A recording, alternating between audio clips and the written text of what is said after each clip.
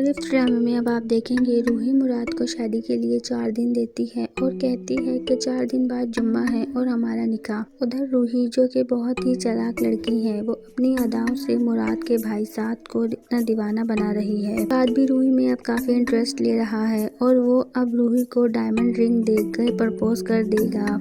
उधर मुराद और अनीशा साद के लिए लड़की पसंद करके आते हैं और साद को कहते हैं हमें लड़की बहुत पसंद है, अब तुम भी मिल लो ताकि हम जल्द से जल्द तुम्हारी शादी करवा सकें। साद अनीशा को टाल के वहां से चला जाता है। उधर जब घर वाले बाहर जाते हैं तो पीछे से रूही इरफान के गुंडों को पैसे का लालच देके मुराद के घर में डकैती करवा देती है और सबके सामने मासूम बनने का नाटक करती है। तो दोस्तों क्या लगता है आप सबको, क्या रूही मुराद से शादी करेगी या उसके भाई का प्रपोजल एक्सेप्ट कर लेगी?